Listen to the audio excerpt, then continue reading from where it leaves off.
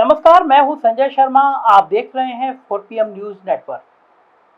कल मुझे खबर आई थी मेरे पास कि सुप्रीम कोर्ट के चीफ जस्टिस ललित साहब के बेटे को उत्तर प्रदेश सरकार ने सुप्रीम कोर्ट की पैरवी के लिए नामित किया है।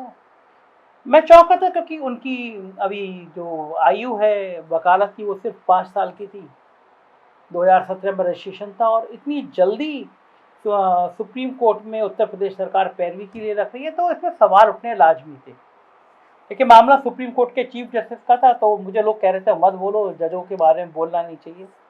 लेकिन मुझे लगा लोकतंत्र में अपनी बात कहने का अधिकार सबको होना चाहिए, अभिव्यक्ति की आज़ादी सबको होना चाहिए। और सुप्रीम कोर्ट के चीफ जस्टिस हैं तो उनके लिए कहने का अधिकार, उनकी मर्यादा का उल्लंघन नहीं करना चाहिए, लेकिन उनके लिए कोई राय देनी है तो जरूर कहना चाहिए। मैंने वो पूरा वीडियो बोला, वो आपको मैं दिखाऊंगा, वो कल जो मैंने बोला था। और देखते देखते वो पूरे देश में वायरल हो गया, लाखों लोगों ने उसको देखा।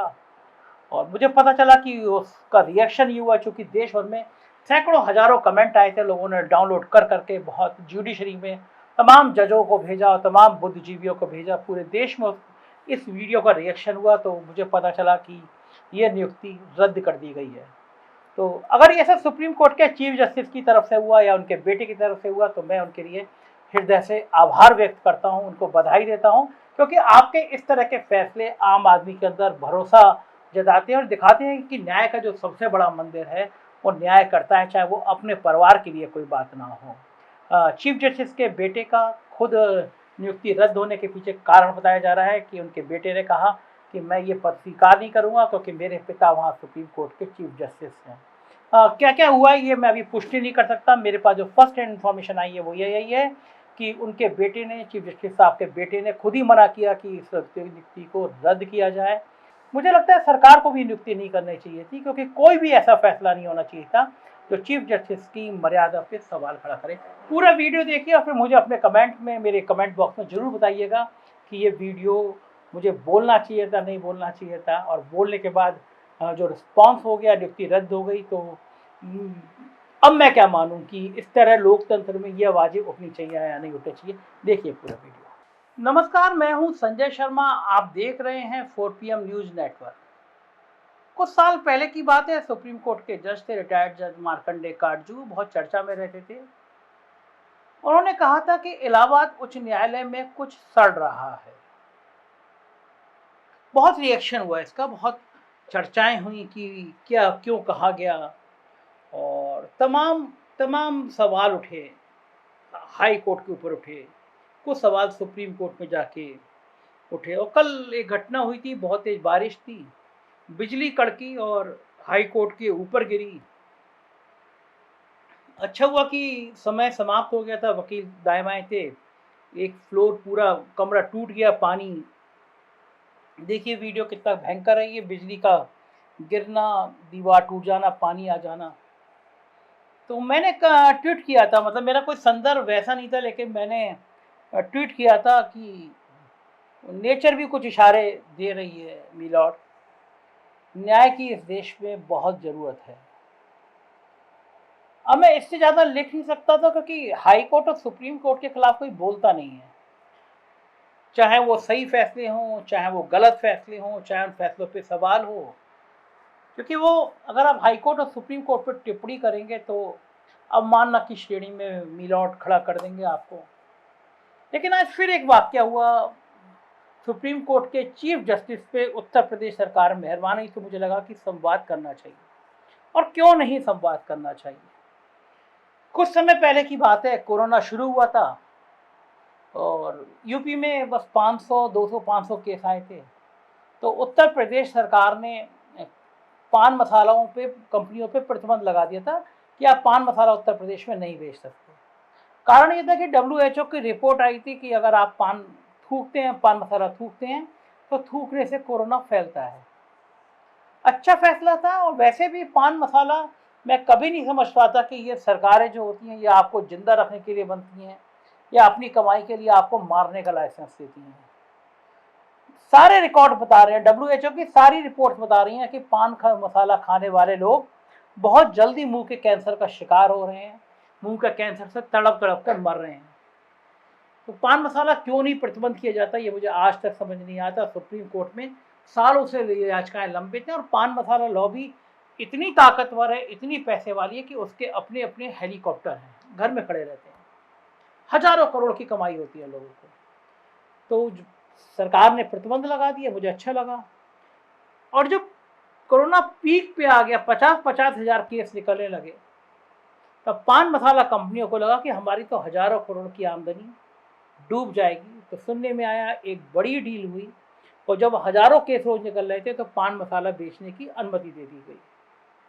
अब मैं बहुत रोकना चाहता हूँ, मैं चाहता हूँ कि मैं ना करूँ इतने पंगे, जरूर से ज़्यादा पंगे हो जाते हैं। एक तो मेरे लिखने से, मेरे बोलने से सरकार वैसी नाराज रहती है कि सरकार को लगता है कि उत्तर प्रदेश में मेरे अलावा का, मैं अपने मुंह बड़ाई नहीं करना चाह रहा, लेकिन आप मुझे देख के बता दीजिएगा, ना कोई अखबार है ना कोई चैनल है जो सरकार के खिलाफ दो लाइन बोलने की हिम्मत कर सके। जिसको पैसे से खरीदा जा सकता है, सरकार ने उसको पैसे से खरीदा।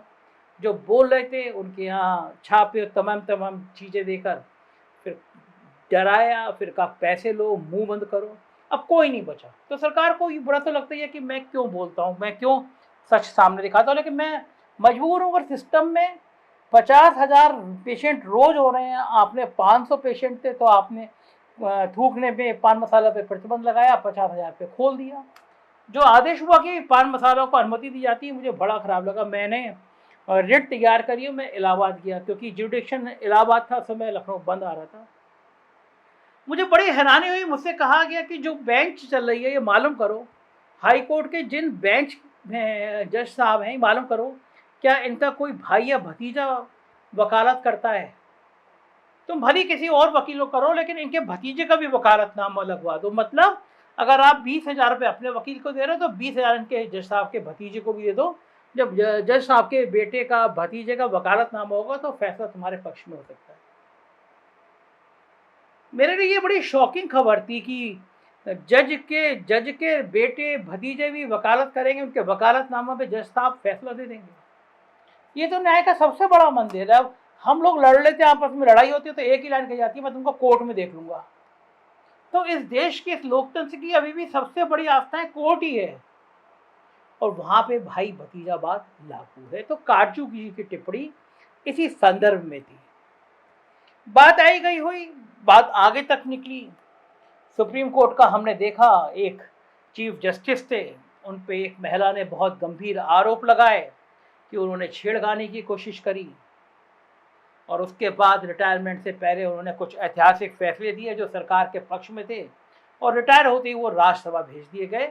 वो लड़की भी गायब हो गई और वो उसके आरोप भी गायब हो गए। बदले में राफेल और तमाम किस्से इतिहास का पन्ना बन गए, कोई जजमेंट नहीं आया, ना ही जो टेप पेगासस का कांड हुआ था वो उसका सच सामने आ पाया।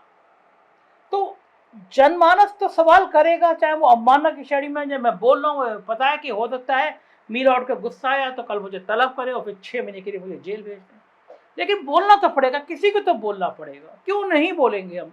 सुप्रीम कोर्ट के चीफ जस्टिस पे अगर किसी लड़की ने, महिला ने आरोप लगाए तो क्या हुआ, इसको पूरे देश को जानना चाहिए।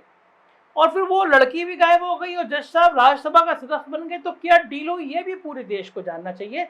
130 करोड़ के देश को क्यों नहीं जानना चाहिए कि सरकार और जजों के बीच में डील क्या होती है। अभी भी इलाहाबाद हाई कोर्ट के तमाम जजों पे लोग सवाल खड़े करते रहते हैं कि ये सरकार से ये चाहते हैं, ये सरकार से ये चाहते हैं, ये सरकार से ये चाहते हैं, इसीलिए सरकार के खिलाफ कोई फैसला नहीं देते। जो अपर माध्यमिकता होते हैं, जो महाधिवक्ता होते हैं, वो उन जजों के संग क्या क्या खेल करते हैं कहने की जरूरत नहीं है। तो आदमी कहाँ जाए, न्याय की उम्मीद किससे करे? जब कोई बड़ा आदमी होता है, अर्नब गोस्वामी के लिए 24 घंटे में सुप्रीम कोर्ट हाजिर हो जाता है और गरीब आदमी की सुनवाई सालों तक नहीं होती है, तो सवाल तो खड़े होंगे। मैं आज का वीडियो जो बोलने की बात करी मैंने, मेरे को हाथ में एक पत्र आया और 21 सितंबर का पत्र है ये। अब मुझ पे उत्तर प्रदेश सरकार कल को फिर ये मेरे ऊपर एक मुकदमा लगा सकती है कि इतने गोपनीय पत्र आपके पास कहाँ आ सकते हैं, आ जाते हैं, आपके पास मिलते कैसे हैं। पिछले दिनों भी मैंने, जब मुख्यमंत्री योगी आदित्यनाथ का सुप्रीम कोर्ट में मुकदमा के लिए जो उन्होंने एक पैनल तैयार किया था कि जल्दी सुनवाई हो, वो भी मैंने चिट्ठी आपको दिखा दी थी, बड़ा बवाल हुआ उस पर मुझे सुनने में आया कि ऊपर से नीचे हड़कंप मचा कि संजय शर्मा तक चिट्ठी कैसे पहुंची। आज भी मेरे हाथ में एक चिट्ठी आई है। ये चिट्ठी निकुंज मित्तल विशेष सचिव उत्तर प्रदेश ने विशेष सचिव अपर विधि परामर्शी को लिखी और लिखा है, माननीय उच्चतम न्यायालय में उत्तर प्रदेश में राज्य की ओर से वादों की पैरवी हेतु राज्य विधि अधिकारियों के आवधिकरण के संबंध में महोदय उपरोक्त विषय पर मुझे कहने का निर्देश हुआ है कि महामहिम राज्यपाल माननीय उच्चतम न्यायालय नई दिल्ली में उत्तर प्रदेश की राज्य की ओर से वादों की पैरवी भैंस हेतु श्री युवक यू ललित पुत्र श्री यू ललित रजिस्ट्रेशन संख्या 2017 अधिवक्ता को वरिष्ठ पैनल अधिवक्ता के रूप में आबद्ध किए जाने की सहर्ष स्वीकृति प्रदान करते हैं। अब ये जो यू ललित हैं, जिनकी वकालत को सिर्फ 5 साल हुए हैं, इनको सुप्रीम कोर्ट में यूपी सरकार पैरवी के लिए आबद्ध करती है। देखिए, सरकार का अपना फैसला है कि वो सुप्रीम कोर्ट में किससे पैरवी कराती है, लेकिन आमतौर पे ये होता है कि जो जिस विषय के स्पेशलिस्ट होते हैं उनको करते हैं, सीनियर वकीलों करते हैं। मेरे एक अधिवक्ता मित्र से मैंने बात करी, वो मुझसे बोले कि मैंने अपनी ज़िंदगी में कभी नहीं देखा कि सिर्फ 5 साल की प्रैक्टिस पे सरकार सुप्रीम कोर्ट में किसी को अपना अधिवक्ता नियुक्त करे पैरवी के लिए। और फिर मुझसे बोले कि कारण यह है कि उत्तर प्रदेश सरकार के बहुत सारे मुकदमे सुप्रीम कोर्ट में लंबित हैं। चीफ जस्टिस 2 महीने बाद रिटायर हो रहे हैं, तो उनका बेटा पैरवी करेगा तो शायद कुछ चीज़ों का समाधान निकल सके। मिलॉर्ड, मैं नहीं जानता कि इसमें सच क्या है, लेकिन मैं इतना जानता हूँ कि नैतिकता के पैमाने में, आत्मसम्मान के पैमाने में ये बात खराब संकेत दे रही है। न्याय होना ही नहीं चाहिए, न्याय होता हुआ दिखना भी चाहिए। पारदर्शिता, आदमी को जहन में समझ आनी चाहिए ये पारदर्शिता है।